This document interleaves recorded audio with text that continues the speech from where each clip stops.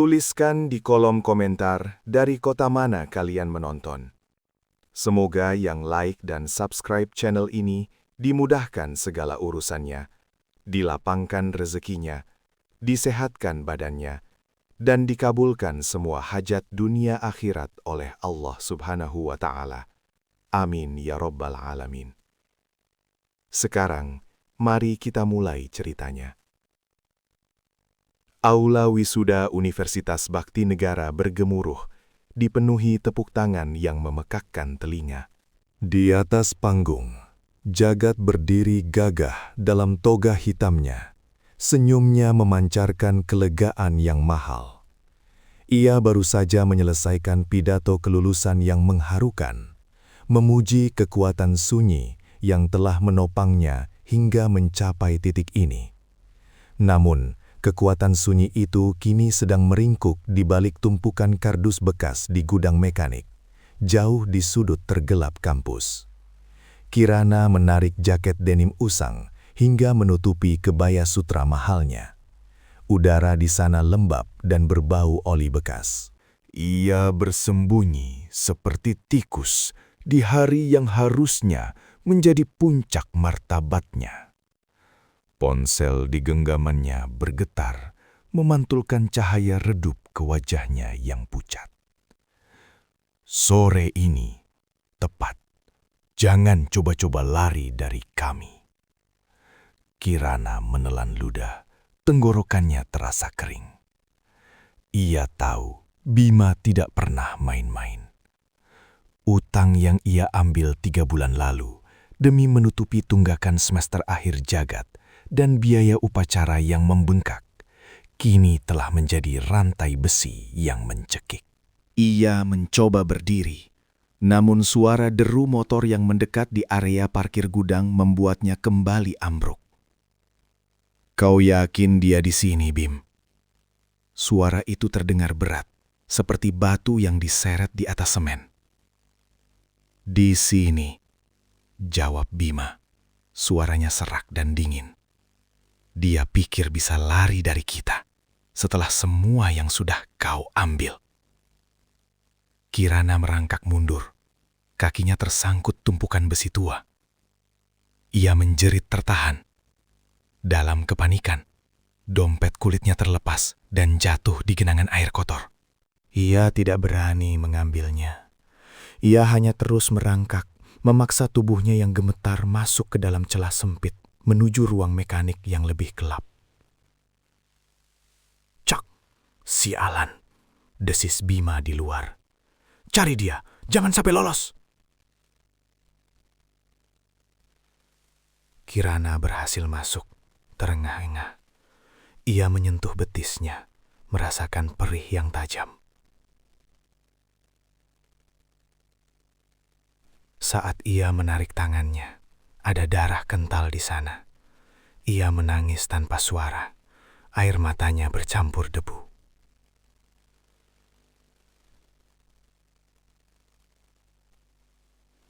Ia harus pergi. Ia harus menjauhkan Jagat dari kekacauan ini. Ia meraih ponselnya. Jemarinya gemetar saat menekan nomor Jagat. Halo Bu, Ibu di mana? Aku mencarimu di barisan depan. Suara Jagat terdengar riang, penuh kemenangan. Nak, maafkan Ibu. Kirana berbisik. Suaranya tercekat. Ibu tiba-tiba sakit. Sakit kepala sekali. Ibu harus pulang duluan. Kau nikmati saja pestanya ya. Hening di seberang sana. Sakit kepala? Tanya Jagat. Nada suaranya berubah tajam. Aku baru saja melihat dompet Ibu tergeletak di parkiran motor, Bu. Ada darah di dekatnya. Jangan bohongi aku. Kirana menutup mata. Ia gagal. Aku akan ke sana. Katakan kau di mana. Perintah Jagat. Tidak menerima penolakan. Jagat, jangan. Sambungan terputus. Kirana membuang ponselnya ke lantai. Ia meringkuk, memeluk lututnya yang berdarah, menunggu konsekuensi yang tak terhindarkan. Beberapa menit kemudian, pintu ruang mekanik yang reyot itu terbuka paksa. Jagat berdiri di ambang pintu. Toganya yang mahal tampak kontras dengan kegelapan dan kotoran di sekitarnya. Ia melihat ibunya, jaket usang, darah di betis, dan wajah yang hancur. "Ibu, kenapa ibu di sini?" Jagat berjongkok cepat, tangannya gemetar saat menyentuh luka Kirana. "Maafkan ibu, nak." Kirana terisak, air mata membasahi pipinya. Ibu gagal. Utang itu mereka datang. Ibu tidak bisa melunasinya." Jagat menarik nafas panjang, matanya menatap lurus ke mata Kirana. Ekspresinya bukan marah, melainkan dingin, seperti es yang baru saja pecah.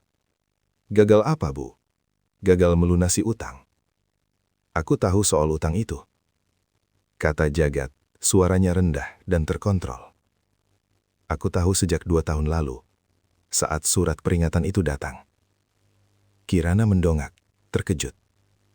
Kau tahu?" Jagat mengangguk pelan. Ia mengeluarkan ijazah yang baru saja ia terima di panggung dari balik toganya. Kertas itu tampak berkilauan di bawah cahaya remang-remang. Lalu ia mengeluarkan 1 lembar kertas lagi, yang tampak identik dari lipatan jubahnya. "Ini yang asli, Bu," kata Jagat, menunjuk ijazah yang baru ia terima. "Dan ini," ia menunjuk kertas kedua, "adalah ijazah yang seharusnya ku terima." Kirana menatap 2 lembar kertas yang persis sama. Apa maksudmu?" "Maksudku, aku tidak lulus teknik sipil, Bu. Aku sudah berhenti kuliah." Jagat menatap ibunya, tanpa emosi. Aku sudah berhenti sejak semester 6. Ini hanya kertas yang kubeli dari sindikat kampus bawah tanah. Aku membayar mahal untuk upacara palsu ini, Bu." Kirana merasakan dunia berputar. Pengorbanannya, malam-malam tanpa tidur, uang yang ia kumpulkan, semuanya untuk ijazah palsu. "Aku hanya ingin ibu berhenti," kata Jagat, suaranya meninggi, memecah keheningan. "Berhenti menjual warisan, berhenti menjahit sampai subuh." "Aku ingin ibu melihat ijazah ini, berpikir aku sukses, dan akhirnya menuntutku untuk segera mencari pekerjaan dan berhenti mengeluarkan uang." Kirana menggeleng, air mata kembali mengalir. "Tapi utang ini, nak, utang yang Bima kejar, ini untuk biaya wisuda." Jagat tertawa getir, tawa yang terdengar seperti pecahan kaca. "Bukan, Bu. Utang yang Bima kejar itu modal yang kuminta dari ibu bulan lalu. Aku bilang untuk biaya wisuda, padahal aku pakai untuk skema investasi cepat kaya. Agar kita bisa bayar semua utang lama sekaligus. Aku pikir aku bisa menghentikan penderitaan ibu dengan cepat." Jagat menelan ludah. Matanya kini dipenuhi keputusasaan yang sama besarnya dengan Kirana. "Skema itu gagal, Bu. Uangnya hilang sebulan lalu. Sekarang utangnya jadi 2 kali lipat." Kirana tidak lagi merasakan sakit di kakinya. Ia hanya merasakan kehancuran yang total. Ia menyadari pengorbanannya yang tulus telah memicu ketakutan dan keputusasaan yang sama besarnya dalam diri Jagat, yang kemudian memilih jalan kebohongan yang destruktif. Tiba-tiba, suara langkah kaki berat terdengar di luar. Bima dan 2 anak buahnya berdiri di ambang pintu. Siluet mereka memanjang di lantai semen yang basah. "Nah, ketemu juga," kata Bima, suaranya serak. Ia menyeringai, memperlihatkan gigi yang kuning. "Selamat wisuda, nak. Sekarang, mari kita bicara soal cicilan." Jagat bangkit berdiri. Ia melemparkan ijazah palsu itu ke lantai yang basah. Kertas itu mendarat dengan bunyi plak. "Ambil aku," kata Jagat, melangkah maju. Kirana meraih pergelangan tangan Jagat. Cengkramannya kuat. Ia tidak lagi menangis. Ia berdiri di samping anaknya, menatap lurus ke arah Bima. Cinta tak bersyarat yang kami yakini, ternyata hanyalah tumpukan rahasia yang disembunyikan. Dan kini, di hari kemenangan palsu ini, kami harus membayar harga dari setiap kebohongan yang kami ciptakan demi melindungi satu sama lain. Bau oli bekas, debu semen, dan kelembapan menyelimuti udara di ruang mekanik itu. Bima berdiri di ambang pintu. Siluetnya yang besar menghalangi sedikit cahaya sore yang tersisa. Dua anak buahnya, berwajah datar dan bertubuh kekar, berdiri di belakangnya seperti patung penjaga. "Nah, ketemu juga," kata Bima, suaranya serak dan puas. Ia menyeringai, memperlihatkan gigi yang kuning. "Selamat wisuda, nak. Sekarang, mari kita bicara soal cicilan." Jagat melangkah maju, tubuhnya menutupi Kirana yang masih meringkuk, menahan sakit di kakinya. "Ambil aku," kata Jagat, suaranya serak, nyaris tak terdengar. Bima tertawa, suara itu memantul di dinding beton yang kotor. "Ambil kau? Kau pikir kau ini apa, nak? Barang jaminan." Bima melangkah masuk, debu beterbangan dari sepatu botnya. "Utang itu atas nama ibumu, tapi uangnya kau yang pakai untuk main-main. Kau pikir aku tidak tahu?" Kirana menarik pergelangan tangan Jagat. Cengkramannya kuat. "Jangan, Jagat. Ini urusanku." "Urusanmu?"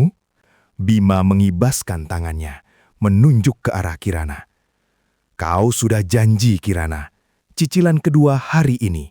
Aku tidak suka main kasar, tapi kalau kau terus bersembunyi, konsekuensinya akan lebih buruk dari sekadar kaki terkilir." Jagat menatap lurus ke mata Bima. "Aku akan bayar. Beri aku waktu." "Waktu?" Bima menyeringai, meludah ke samping. "Waktu sudah habis, Sarjana." Kau pikir uang 200 juta itu bisa dicari sambil ngopi? Kau sudah menghabiskan waktu ibumu, kau sudah menghabiskan uangnya, dan sekarang kau minta waktu lagi. Kirana melepaskan cengkeraman pada Jagat, memaksa dirinya berdiri tegak meski kakinya gemetar. Ia menatap Bima dengan martabat yang tak pernah hilang. "Aku tahu, Bima, tapi ijazah ini harapan kami. Beri Jagat kesempatan, dia akan bekerja, dia akan melunasi." Jagat memotong, suaranya tajam, memecah keheningan. "Bah, ijazah itu palsu." Bima mengangkat alisnya, menikmati drama yang tersaji di hadapannya. Ia mengangguk-angguk kecil. "Oh, drama keluarga. Jadi kau bahkan tidak lulus, nak, setelah ibumu menjual semua yang dia punya?" "Itu baru namanya penghinaan." Jagat mengepalkan tangan, otot rahangnya menegang. Bima membungkuk cepat, mengambil ijazah palsu yang tergeletak di lantai semen yang basah. Ia membolak-baliknya dengan jijik, seolah memegang kertas bekas. "Ini sampah, Kirana." "Sama sampahnya dengan janji anakmu." Sebelum Jagat sempat bereaksi, Bima merobek kertas itu menjadi dua bagian dengan bunyi krek yang keras, lalu merobeknya lagi menjadi 4. Sobekan ijazah itu jatuh ke genangan air kotor di lantai. 200 juta, kata Bima, menjatuhkan sobekan terakhir. "Bayar sekarang, atau kami ambil aset yang tersisa. Kau masih punya rumah kan? Kecil, tapi lumayan untuk ganti rugi." Kirana menahan napas, matanya tertuju pada sobekan kertas yang mengambang. Ia menoleh, menatap Jagat. Ia melihat bukan lagi anak yang gagal, melainkan rekan seperjuangan yang putus asa. "Rumah itu warisan terakhir," kata Kirana. Suaranya datar, tanpa getaran. Ia melangkah maju, menempatkan dirinya di antara Jagat dan Bima.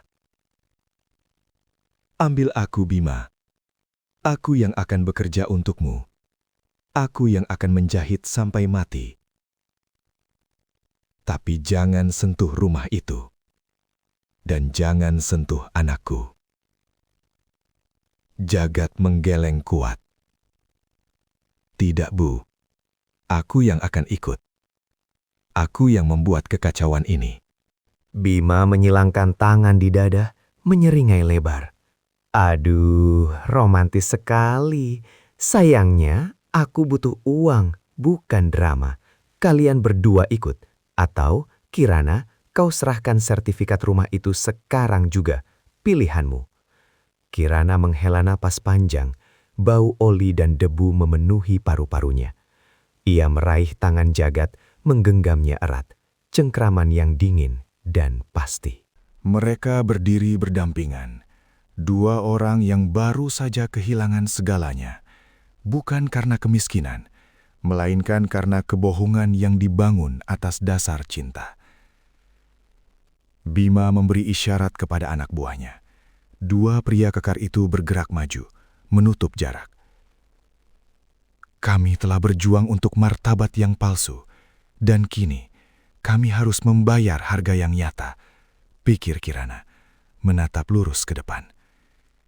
Harga yang jauh lebih mahal dari sekadar uang. Ini adalah harga dari setiap kata yang tak terucapkan. Bau oli bekas dan karat menusuk hidung. Dua pria kekar yang dipanggil Bima bergerak maju. Langkah mereka berat di atas lantai semen yang berlumut. Kirana merasakan dinginnya genggaman Jagat. Cengkeraman yang kini terasa lebih seperti jangkar daripada pelukan.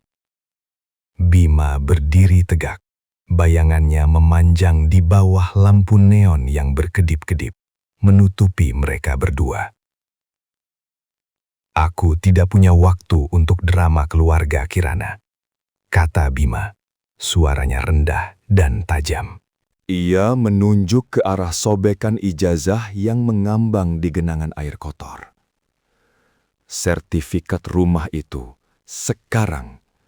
Atau kau pikir aku akan percaya janji anakmu lagi? Kirana menguatkan genggaman pada Jagat. Kuku-kuku jarinya memutih. Aku sudah bilang, Bima, rumah itu tidak akan kau sentuh. Aku yang akan ikut denganmu. Aku yang akan bekerja. Jagat menarik tangan Kirana sedikit ke belakang. Gerakan yang cepat dan tegas. Dia tidak ada hubungannya dengan ini. Aku yang pinjam uangnya. Aku yang akan bekerja, Bima. Aku akan melunasi semuanya. Bima tertawa pendek. Suara serak yang memantul di dinding gudang. Ia melipat lengan di dada, menatap Jagat dari ujung kaki hingga kepala. Kau bahkan tidak bisa lulus kuliah yang benar, Jagat. Bagaimana kau akan melunasi 200 juta? Kau pikir kau bisa menjahit seperti ibumu? Aku akan melakukan apapun, balas Jagat. Suaranya sedikit bergetar, namun ia menahan diri untuk tidak berteriak. Dia akan mencari pekerjaan yang layak. Selah Kirana. Suaranya terdengar terlalu tenang, terlalu dipaksakan. Beri kami waktu. Bima menggeleng pelan. Ekspresinya dingin. Salah satu pria kekar yang memiliki tato naga di leher melangkah ke samping, memblokir satu-satunya jalan keluar. Waktu sudah habis, Nyonya. Kau sudah berbohong selama 2 tahun. Anakmu berbohong selama 2 tahun. Dan kau pikir aku akan percaya janji kosong lagi. Tidak ada waktu lagi. Hanya ada konsekuensi. Jagat melepaskan genggaman Kirana, lalu melangkah maju, menempatkan dirinya tepat di hadapan Bima. Ia berdiri tegak, meski bahunya terlihat menegang. Baik, ambil aku. Aku akan ikut. Tapi biarkan ibuku pergi. Dia sudah cukup menderita. Dia tidak tahu apa-apa tentang investasi bodoh itu. Kirana menarik kerah jaket Jagat, memaksanya mundur 2 langkah. Jangan bodoh, Jagat. Kau pikir kau bisa menyelesaikan ini sendiri? Kau pikir kau bisa menanggung ini sendirian, seperti yang kau lakukan dengan ijazah palsu itu. Bima tersenyum miring, matanya menyipit. Ia mengambil langkah mundur, memberi isyarat kepada anak buahnya dengan dakunya. Keputusan yang sulit, tapi aku suka tawaranmu, Jagat. Kau punya tenaga muda. Kirana, kau ikut juga. Kau aset yang berharga. 2 orang lebih baik daripada 1 rumah reot. Aku tidak akan membiarkanmu menyentuh rumah itu, kata Kirana. Suaranya kini kembali datar, tanpa emosi. Ia menatap Jagat, matanya kering, tapi penuh penyesalan yang mendalam. Kita tidak bisa lari lagi, Nak. Kita harus membayar harga dari setiap kebohongan yang kita buat. Pria bertato naga mencengkram lengan Jagat dengan kekuatan brutal. Jagat tidak melawan, hanya menoleh ke arah ibunya. Tatapan matanya memohon maaf. Pria kekar yang satunya menarik lengan Kirana. Rasa nyeri menjalar dari kakinya yang terluka. Namun rasa sakit itu tidak sebanding dengan kehancuran yang ia rasakan di dada. Ayo, desis Bima, memimpin jalan keluar dari kegelapan gudang menuju cahaya sore yang kejam. Kita akan lihat seberapa berharga martabat yang kau jual itu. Mereka ditarik keluar melewati tumpukan ban bekas dan kaleng oli yang berkarat. Jagat berjalan sedikit di depan Kirana, kepalanya tertunduk, toganya yang mewah kini terasa seperti kain kafan. Kirana membiarkan dirinya diseret, tidak melawan, tidak memohon. Kami tidak hanya kehilangan uang dan martabat, pikir Kirana, saat ia tersandung mengikuti langkah cepat Bima. Kami kehilangan kepercayaan bahwa cinta tanpa syarat bisa menyelamatkan kita dari kenyataan. Kami hanya berhasil menciptakan neraka yang kami bangun bersama. Bata demi bata kebohongan. Cahaya sore menyengat mata Kirana. Udara di luar gudang terasa lebih tipis, membawa sisa-sisa aroma bunga dari karangan selamat wisuda yang teronggok di dekat gerbang. Pria bertato naga mencengkram lengan Jagat, memaksanya berjalan cepat.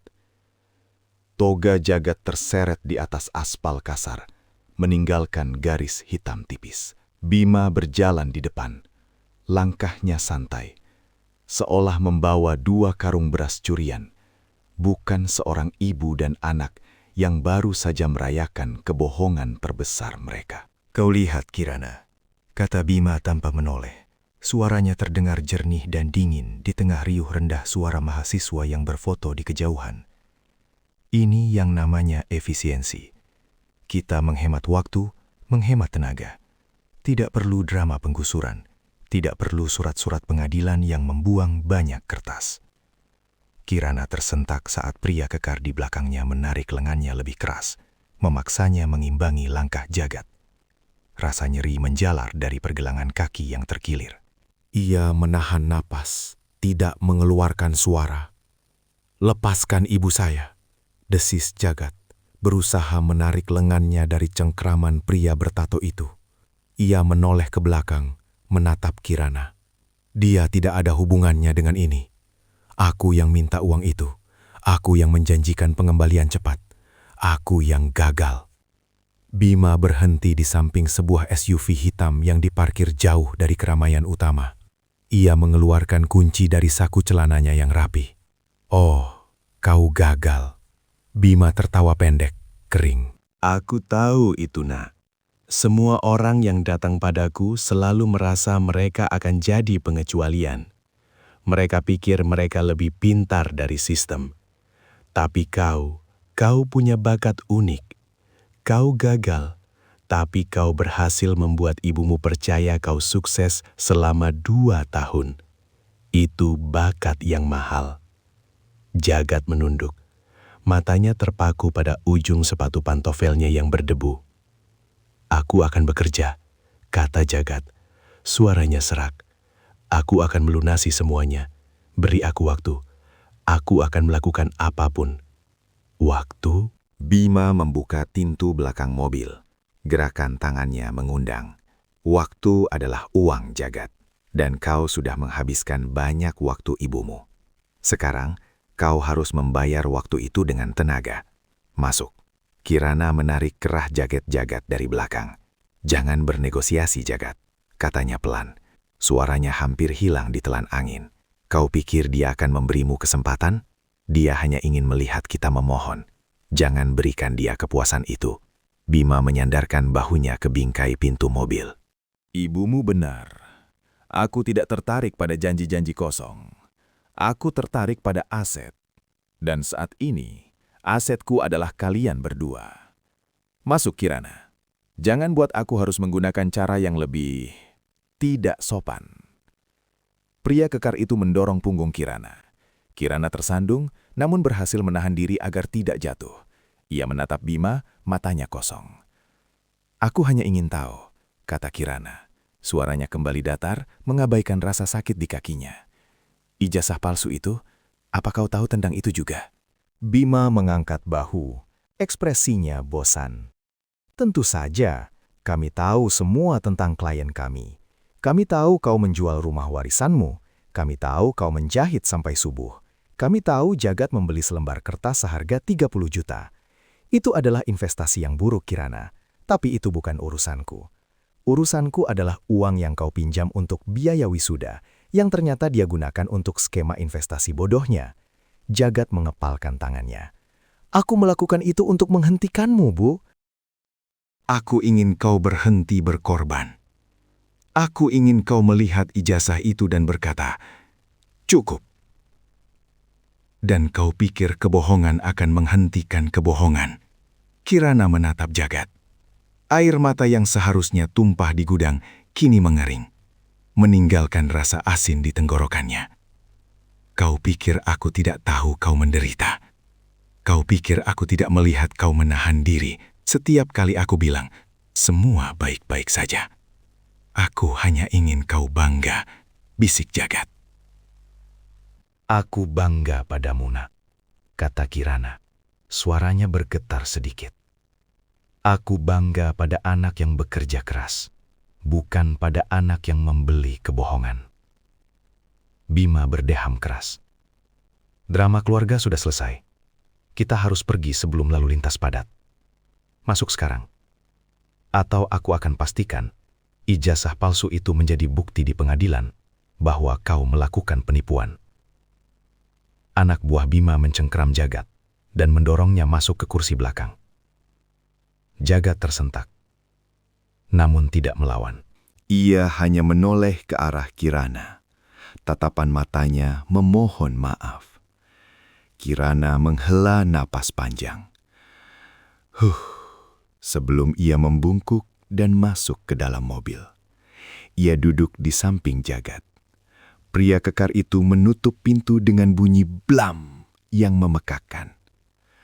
Mobil itu mulai bergerak perlahan, meninggalkan area parkir kampus yang dipenuhi mobil-mobil mewah dan karangan bunga. Dari jendela mobil yang gelap, Kirana bisa melihat sekelompok mahasiswa masih tertawa, berfoto dengan toga mereka.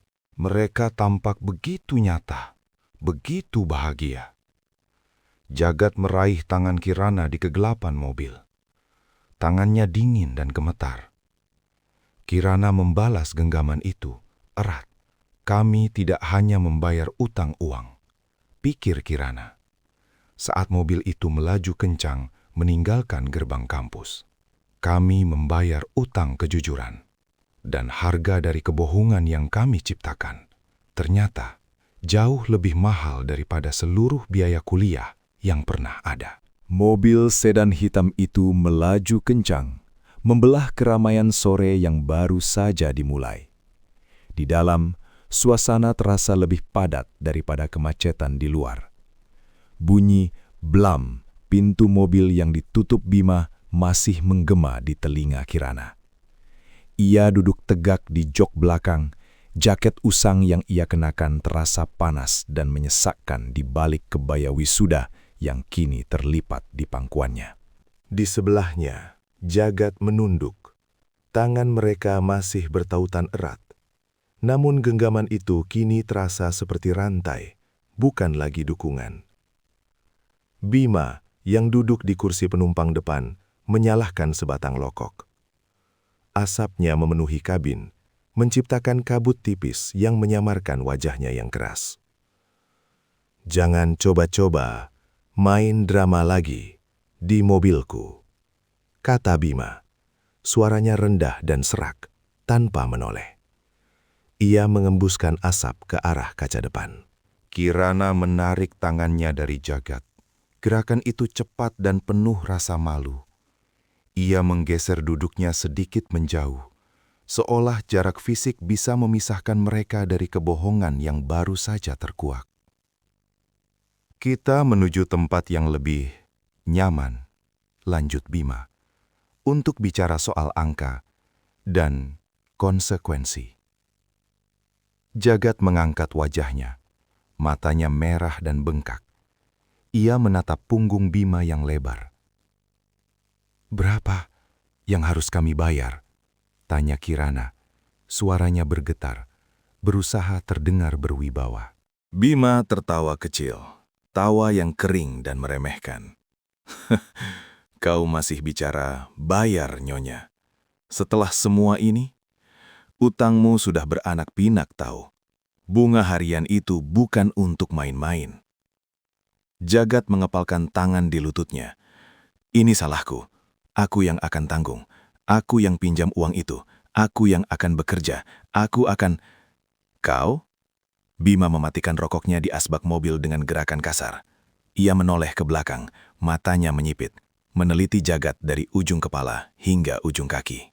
"Anak muda, kau pikir utang ini seperti denda parkir? Kau pikir kau bisa melunasinya dengan ijazah palsumu itu?" Jagat tersentak, wajahnya memucat. "Dia tidak tahu," kata Kirana cepat, menatap Jagat dengan tatapan memohon agar anaknya diam. "Dia tidak tahu apa-apa soal skema investasi itu. Aku yang..." "Cukup," potong Bima, volumenya naik tajam. "Aku tidak peduli siapa yang berbohong lebih dulu. Yang aku tahu, uangku hilang. Dan aku tahu kau, Nyonya, adalah penjaminnya. Kau yang punya aset. Kau yang punya martabat yang harus dijaga." Bima kembali fokus ke jalanan, namun matanya sempat melirik ke arah kaki Kirana yang terluka, yang kini tertutup jaket. Kaki Nyonya berdarah, observasi Bima dingin. "Kau lari seperti maling ya, di hari kemenangan panakmu sendiri." Kirana menarik jaketnya lebih erat, menahan nafas. Ia tidak menjawab. Ia hanya melihat pantulan lampu-lampu kota di kaca jendela yang kini terasa seperti mata-mata yang menghakimi. "Maafkan," bisik Jagat. Suaranya hampir hilang ditelan deru mesin mobil. Ia mencoba meraih tangan Kirana lagi. Kirana membiarkan tangannya digenggam, namun ia tidak membalas tatapan Jagat.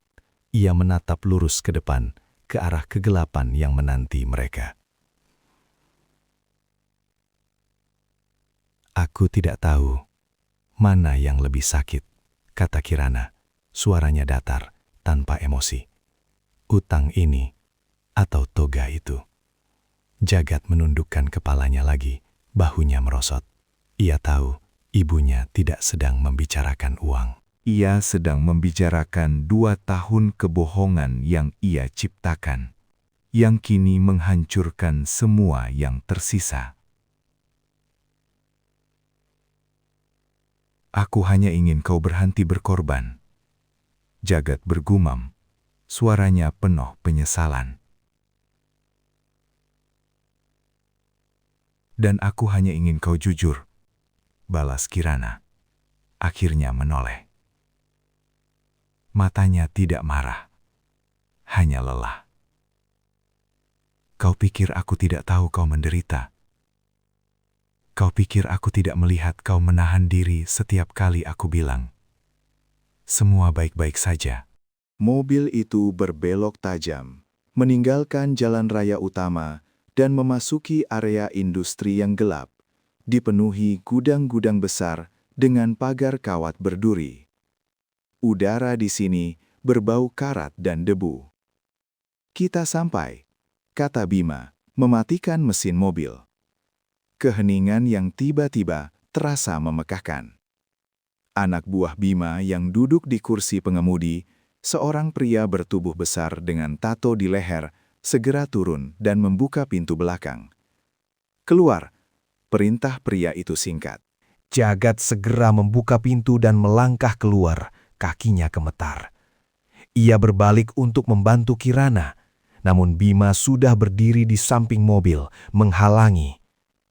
"Keluar, dan jangan coba-coba lari lagi," ancam Bima. Suaranya kini terdengar seperti geraman. Ia menunjuk ke arah gudang tua yang gelap, hanya diterangi oleh satu lampu neon yang berkedip-kedip di atas pintu besi berkarat. "Atau aku akan pastikan Jagat tidak hanya kehilangan ijazah palsunya, tapi juga ginjalnya."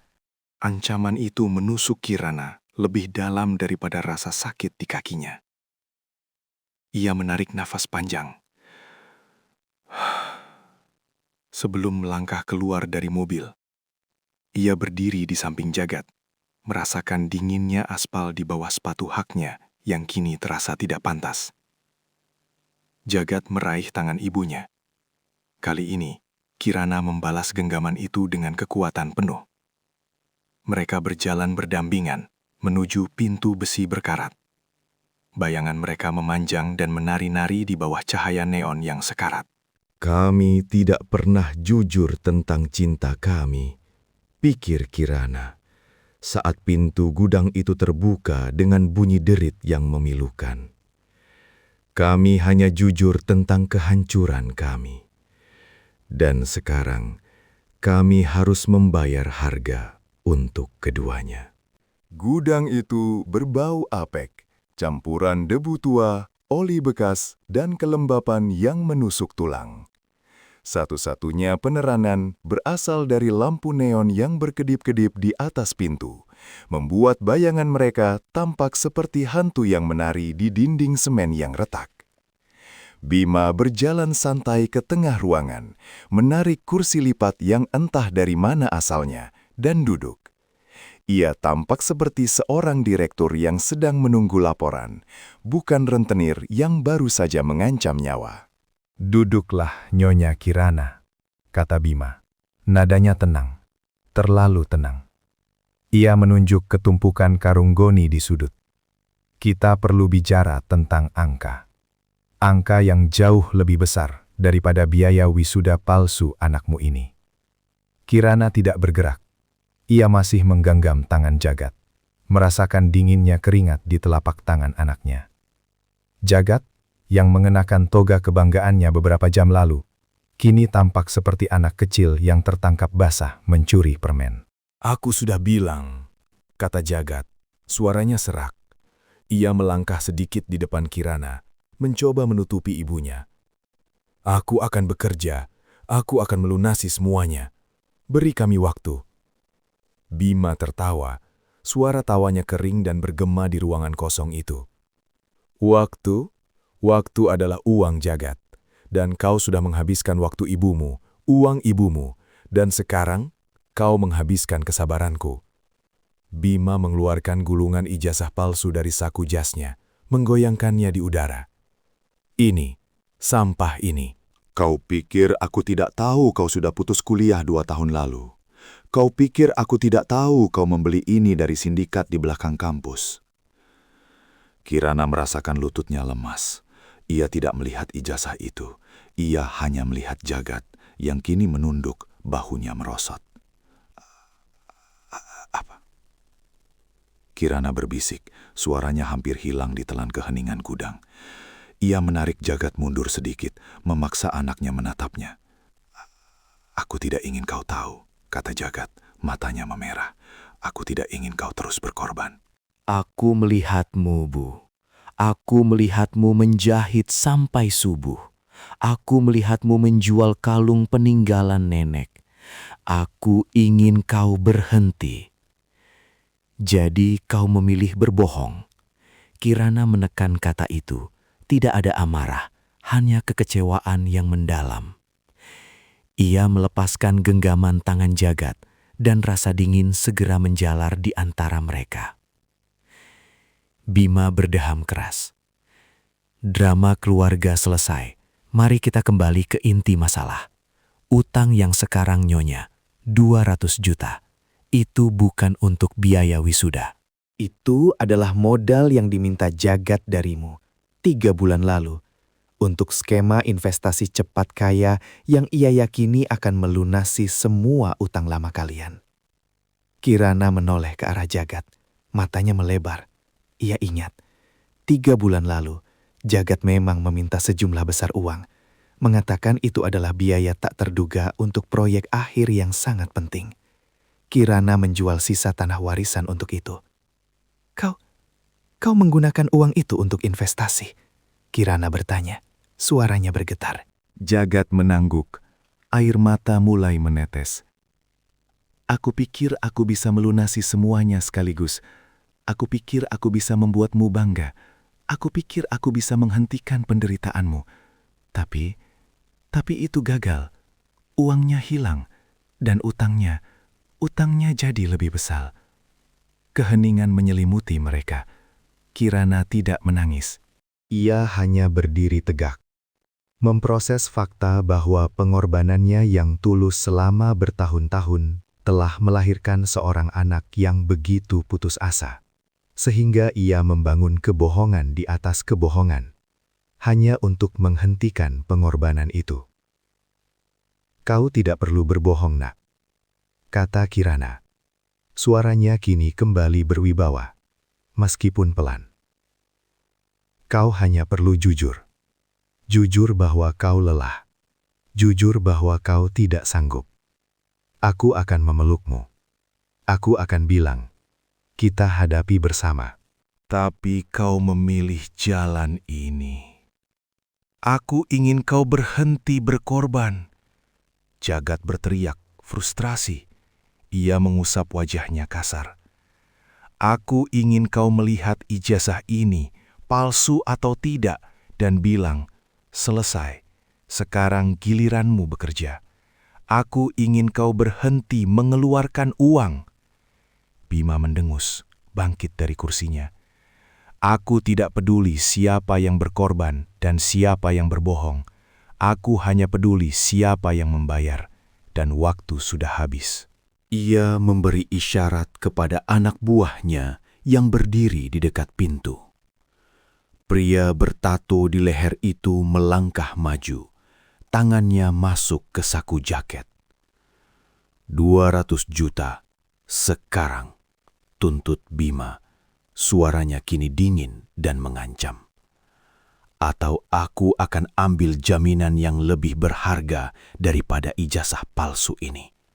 Kau tahu maksudku, Jagat. Jagat menarik nafas panjang. Lalu melakukan sesuatu yang mengejutkan. Ia meraih gulungan ijazah palsu yang dipegang Bima, menariknya dengan paksa dan melemparkannya ke lantai semen. Krak, suara gulungan kertas yang membentur lantai itu terdengar seperti tembakan. Ambil saja saya, kata Jagat menatap Bima lurus. Matanya kini tidak lagi dipenuhi rasa takut, melainkan keputusasaan yang berubah menjadi keberanian. Saya yang mengambil uang itu. Saya yang gagal. Ibu tidak tahu apa-apa. Bawa saya. Tapi jangan sentuh ibu saya. Kirana merasakan air mata yang tertahan akhirnya mengalir. Bukan karena takut, tapi karena bangga yang menyakitkan.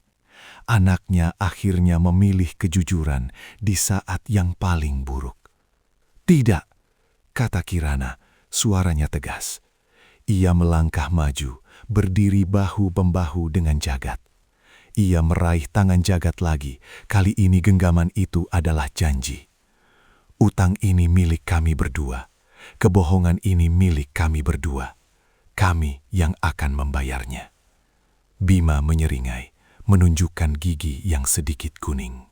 Oh, romantis sekali. Tapi aku tidak menerima janji. Aku menerima uang. atau organ. Ia mengangguk pada anak buahnya. Pria bertato itu melangkah mendekat. Jagat menarik Kirana sedikit ke belakangnya. Tetapi Kirana menahan. Ia menatap Bima, lalu menatap Jagat. "Kami tidak punya uangnya," kata Kirana. Suaranya mantap.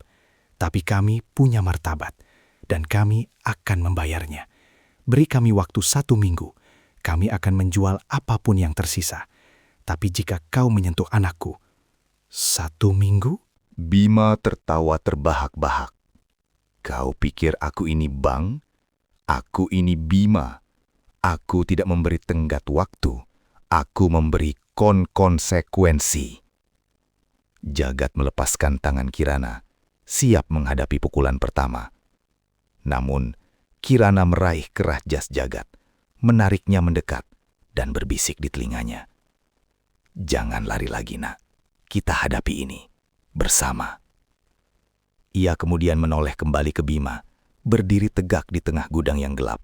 Kebaya mewahnya kini tertutup debu, dan noda darah kering di kakinya. Ia terlihat rapuh, namun memancarkan kekuatan yang membuat Bima sejenak terdiam. "Kau ingin uangmu, Bima?" tantang Kirana. "Kau akan mendapatkannya. Tapi kau harus tahu, kau tidak hanya berurusan dengan seorang janda miskin. Kau berurusan dengan seorang ibu yang baru saja kehilangan segalanya. Dan itu membuatku tidak punya apa-apa lagi untuk ditakutkan." Bima menatap Kirana lama, lalu menghela napas, seolah bosan. Ia memberi isyarat kepada anak buahnya untuk mundur. "Baik," kata Bima.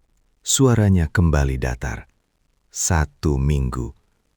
Tapi jika kau terlambat 1 jam saja, aku akan pastikan wisuda berikutnya adalah pemakaman. Dan kali ini, ijazahnya akan asli." Ia berbalik dan berjalan keluar, diikuti oleh anak buahnya. Pintu besi berkarat itu ditutup dengan bunyi brak yang memekakan, meninggalkan Kirana dan Jagat dalam kegelapan yang hampir total. Jagat berbalik memeluk ibunya erat-erat. Ia tidak meminta maaf. Ia hanya memeluk. Kirana membalas pelukan itu, merasakan toga Jagat yang kini terasa berat dan ironis. Mereka berdiri di sana, di tengah gudang yang berbau oli dan kebohongan yang baru saja terungkap, di hari yang seharusnya menjadi puncak kejayaan mereka. "Kami tidak pernah tahu bagaimana mencintai tanpa menyembunyikan rasa sakit," pikir Kirana, memejamkan mata. Dan sekarang, rasa sakit itu adalah satu-satunya hal yang tersisa, yang akhirnya kami bagi secara jujur. Dinginnya beton menusuk punggung Kirana. Ia tidak tidur. Ia hanya duduk tegak, membiarkan rasa sakit di kakinya menjadi pengalih perhatian dari rasa sakit yang jauh lebih besar di dadanya. Di sebelahnya, Jagat diam, bahunya bersentuhan, namun jarak emosional di antara mereka terasa membentang sejauh gudang yang gelap ini.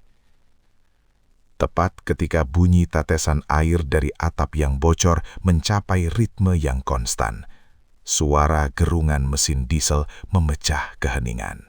Pintu besi berkarat di ujung gudang didorong terbuka dengan bunyi krek yang memilukan. Cahaya lampu neon yang berkedip-kedip dari luar menyinari siluet seorang pria bertubuh besar. Itu adalah pria bertato naga yang mencengkram Jagat kemarin. "Jam 5, kata pria itu, suaranya berat dan tanpa emosi. Ia melangkah masuk, sepatu botnya menginjak genangan air kotor. "Bangun!" Jagat tersentak, segera bangkit berdiri. Ia menoleh ke arah ibunya, matanya penuh kekhawatiran. "Ibu." "Kakimu," bisik Jagat, mencoba membantu Kirana berdiri. Kirana menahan nafas, menolak bantuan itu. Ia memaksa dirinya berdiri tegak, meski kakinya gemetar. Jaket denim usangnya kini terasa seperti beban yang berat. "Pembukuan di mana?" tanya Kirana, Suaranya serak karena dingin. Ia menatap lurus ke arah pria bertato itu, tidak menunjukkan rasa takut. Pria itu tertawa pendek, lalu menunjuk ke arah meja reyot di sudut. Kau pikir kau bisa memilih, Nyonya? Kau akan bekerja di tempat yang sudah kami siapkan. Dan kau, ia menunjuk Jagat dengan dagunya. Kau ikut aku. Ada karung yang harus dihitung dan diangkut. Jagat melangkah maju, menempatkan dirinya di antara Kirana dan pria itu. Dia sakit. Biar aku saja yang melakukan pembukuan. Aku akan belajar cepat. Aku akan melakukan pekerjaan ganda. Pria bertato itu menyelangkan tangan di dada, ekspresinya bosan. Kau pikir kau ini apa, nak? Pahlawan? Kami tidak butuh pahlawan. Kami butuh uang. Dan ibumu. Ibumu yang pintar. Yang kami butuhkan untuk memastikan uang itu tidak hilang lagi. Ia melangkah mendekat. Auranya yang mengancam membuat Jagat mundur selangkah. Kau sudah gagal sekali. Jangan coba-coba gagal lagi di sini. Kirana meraih pergelangan tangan Jagat. Cengkramannya dingin dan kuat. Cukup, nak. Jangan buat masalah. Kita sudah sepakat. Kita akan membayar. Ia menoleh ke arah pria bertato itu. Aku akan bekerja, tapi aku butuh air bersih. Kakiku harus dibersihkan. Pria itu mengedihkan bahu, lalu menendang sebuah ember plastik kosong yang tergeletak di dekatnya. Bunyi duk yang keras memantul di dinding. Ambil sendiri, kami tidak menyediakan layanan kamar di sini. Cepat, waktu adalah uang, dan kau sudah berutang banyak. Jagat segera mengambil ember itu. Matanya menatap Kirana dengan rasa bersalah yang mendalam. Maafkan, Bu, aku akan carikan air. Jangan, kata Kirana, suaranya tajam. Kau ikut dia. Lakukan apa yang dia suruh. Aku bisa mengurus diriku sendiri. Jagat ragu. Namun tatapan mata Kirana yang dingin dan tegas membuatnya patuh. Ia menunduk, lalu mengikuti pria bertato itu menuju lorong gelap di belakang tumpukan karung goni. Kirana berjalan pincang menuju meja reyot yang ditunjuk. Di atas meja itu terdapat tumpukan buku besar yang tebal, kertas-kertas berminyak, dan kalkulator tua. Ia menyentuh kursi kayu yang keras, lalu duduk perlahan, menahan erangan yang hampir keluar dari bibirnya. Beberapa menit kemudian, Jagat kembali. Ia tidak membawa air. Ia membawa sebuah karung goni yang berat, yang ia jatuhkan di lantai dengan bunyi blak. Debu beterbangan. Dia bilang, aku harus membantumu, kata Jagat terengah-engah. Dia bilang, aku harus memastikan kau tidak lari, dan aku harus mencatat setiap karung yang masuk dan keluar. Kirana menatap tumpukan buku besar di depannya, lalu menatap Jagat yang kini berdiri di sampingnya. Toganya yang mewah telah berganti menjadi kaos kotor yang ia temukan di gudang. Kau tidak perlu melakukan ini, kata Kirana. Ini pekerjaan kotor. Kau harus mencari pekerjaan yang layak. Kau harus keluar dari sini. Jagat menggeleng kuat. Ia mengambil salah satu buku besar, membuka halaman yang penuh coretan angka. Aku tidak akan meninggalkanmu, Bu. Aku yang membawa kita ke sini. Aku yang akan membawa kita keluar. Dengan ijazah palsu, sindir Kirana. Suaranya rendah.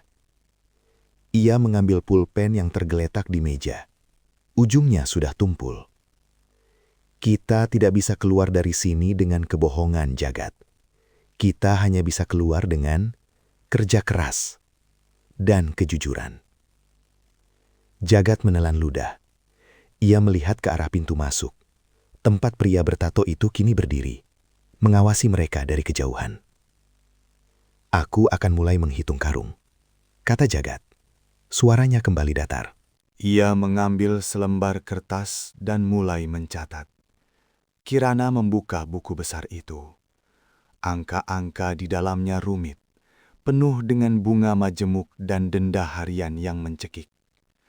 Ia mulai menghitung. Jemarinya yang biasanya terampil menjahit, kini harus berurusan dengan kalkulator tua yang tombolnya lengket. 200 juta ditambah bunga harian selama 3 bulan, gumam Kirana menghitung cepat di kepalanya. "Berapa, Bu?" tanya Jagat tanpa menoleh, sibuk mencatat karung. Kirana menarik nafas panjang, lalu menekan tombol sama dengan pada kalkulator. Angka yang muncul membuat perutnya mual. 350 juta, kata Kirana. Suaranya nyaris tak terdengar. Dan itu belum termasuk denda keterlambatan hari ini. Jagat menjatuhkan pulpennya. Bunyi klik yang kecil itu terasa memekakkan di tengah keheningan gudang. 350 juta. Jagat menoleh. Wajahnya pucat. Aku tidak tahu bunganya sebesar itu. "Tentu saja kau tidak tahu," balas Kirana tanpa menatapnya. Ia mulai mencatat angka itu di halaman pertama buku besar. "Kau hanya tahu cara berbohong untuk melindungi martabat yang palsu." Jagat tidak menjawab. Ia hanya mengambil pulpennya lagi, lalu kembali menghitung karung goni yang berbau apak. Ia bekerja dengan kecepatan brutal, seolah ingin menghukum dirinya sendiri. Pria bertato itu melangkah mendekat, berhenti beberapa meter dari meja mereka. Ia mengeluarkan sebatang rokok dan menyalakannya. Asapnya mengepul, menciptakan kabut tipis di sekitar lampu neon yang berkedip. "Kerja bagus, Nyonya," kata pria itu, suaranya mengejek. "Kau cepat. Bima akan senang. Tapi jangan coba-coba main curang. Setiap angka harus tepat." Kirana tidak menoleh. Ia hanya terus mencatat. Jemarinya bergerak cepat di atas kalkulator. "Aku tidak akan curang," kata Kirana, suaranya dingin. "Aku hanya ingin tahu, berapa lama kami harus bekerja untuk melunasi angka ini." Pria itu tertawa, tawa yang kering dan serak. "Itu tergantung seberapa cepat anakmu bisa menghasilkan uang, dan seberapa lama kau bisa bertahan di sini." Ia mengembuskan asap rokok ke udara. "Anggap saja ini adalah cicilan terpanjang dalam hidupmu." Jagat mengepalkan tangan. Otot rahangnya menegang. Ia ingin berteriak, ingin melawan. Namun ia melihat ibunya. Kirana hanya menunduk, fokus pada angka-angka yang kini menjadi rantai besi yang mengikat mereka. "Kami tidak hanya membayar utang uang," pikir Jagat saat ia mengangkat karung goni yang berat itu. "Kami membayar utang waktu. Waktu yang kami habiskan untuk berpura-pura. Waktu yang kini harus kami bayar dengan setiap tetes keringat dan setiap kebohongan yang kami telan." Kirana merasakan dinginnya pulpen di tangannya. Ia tahu, di hari pertama ini, ia tidak hanya memulai pekerjaan baru. Ia memulai babak baru dalam hidupnya, di mana kebohongan tidak lagi menjadi mata uang, dan setiap angka yang ia catat adalah pengingat pahit akan harga dari cinta yang salah arah. Instan karma, pikir Kirana, saat ia mencatat angka 350 juta rupiah di buku besar. "Kami tidak perlu menunggu, kami sudah membayarnya di hari yang seharusnya menjadi kemenangan kami." Lampu neon di atas kepala Kirana berkedip, menciptakan bayangan yang bergerak-gerak di atas buku besar yang penuh coretan angka. Jemari Kirana terasa kaku, mencatat angka 350 juta rupiah dengan pulpen yang murah. Di sudut ruangan, Jagat terengah-engah menjatuhkan karung goni yang berat ke lantai semen. Debu halus naik, membuat udara semakin menyesakan. Naga, pria bertato naga di leher, mengisap rokoknya dalam-dalam. Matanya tidak lepas dari Kirana. "Kau sudah mencatatnya, Nyonya?" Tanya Naga membuang puntung rokoknya ke lantai. Ia menginjaknya dengan sepatu bot, menghasilkan bunyi cek yang tajam. Angka itu sudah tepat. Kirana mengangkat wajahnya, matanya lelah, namun ia menahan diri untuk tidak mengusap keringat di pelipisnya. Ia menutup buku besar itu dengan gerakan final. Tepat, jawab Kirana, suaranya serak. 350 juta dan bunga harian. Naga tersenyum miring, senyum yang tidak mencapai matanya. Bagus, sekarang kau tahu. Apa yang kau hadapi? Tiba-tiba, pintu gudang berderit terbuka, memecah keheningan. Bima masuk mengenakan jaket kulit yang bersih, kontras dengan kotoran di sekitarnya. Ia menatap Jagat yang berdiri di samping tumpukan karung. Toganya yang mewah, kini kotor dan berdebu.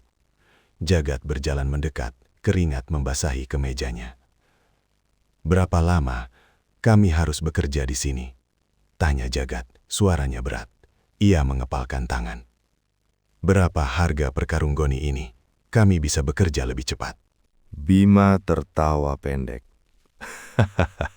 Suara serak yang memantul di dinding beton. Ia berjalan santai, berhenti tepat di depan meja Kirana. "Harga per karung?" Bima mengulang, nadanya meremehkan.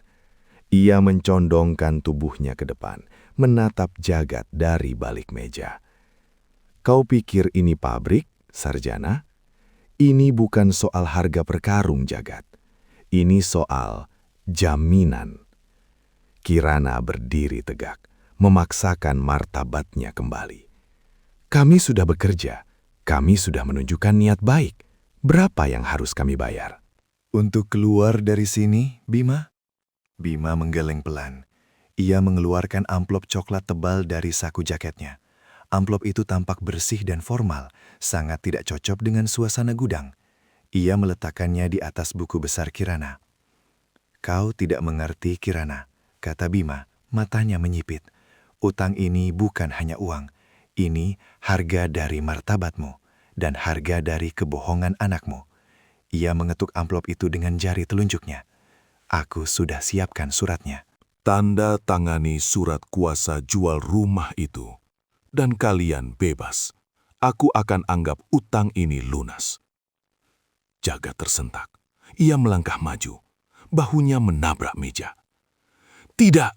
seru Jagat. Volumenya naik tajam. "Rumah itu warisan. Kami akan bekerja, Bima. Kami akan melunasi. Aku akan bekerja di tempat lain. Aku akan..." "Kau pikir kau bisa melunasi 350 juta dengan mengangkat karung?" Bima memotong. Suaranya dingin dan tajam. "Kau akan mati di sini sebelum lunas, nak. Atau kau pikir aku akan membiarkanmu mencari pekerjaan yang layak dengan ijazah palsumu itu?" Kirana menyentuh lengan Jagat. Cengkeramannya kuat, menahan anaknya agar tidak melakukan tindakan bodoh. Ia menatap lurus ke mata Bima. "Jika aku tanda tangani," kata Kirana, suaranya sangat rendah, hampir berbisik. "Kau janji, kau tidak akan menyentuh Jagat lagi. Kau tidak akan menuntutnya untuk apapun." Bima menyeringai, memperlihatkan gigi kuningnya. "Tentu saja. Aku hanya butuh aset, bukan drama keluarga. Aku butuh kepastian, Kirana. Dan rumah itu adalah kepastian terakhirmu." Kirana melepaskan cengkeraman pada Jagat. Ia meraih pulpen yang tadi ia gunakan untuk mencatat utang. Pulpen yang kini terasa dingin dan berat di tangannya. "Bu, jangan!" Jagat memohon, suaranya pecah. Ia mencoba meraih tangan ibunya, namun Kirana menghindar. Kirana menggeleng pelan. Air matanya tidak jatuh, hanya menggenang di matanya yang lelah. "Kita sudah kehilangan segalanya, nak. Martabat, kejujuran. Rumah itu hanya tumpukan batu. Tapi kau harus hidup. Kau harus berhenti berbohong. Ia membuka amplop itu, mengeluarkan selembar kertas yang tebal. Ia membaca sekilas, meskipun ia tahu isinya tidak penting. Yang penting adalah konsekuensinya. Kirana menarik nafas panjang. Sebelum ia membubuhkan tanda tangannya di bagian bawah surat kuasa itu. Gerakan tangannya cepat, tegas, dan final.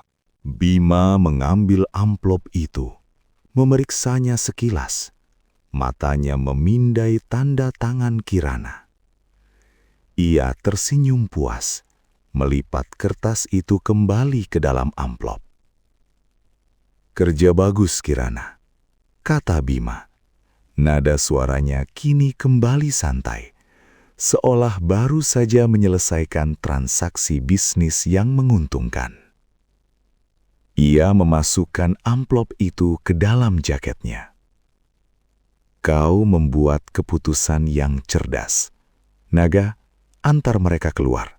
Mereka sudah selesai di sini."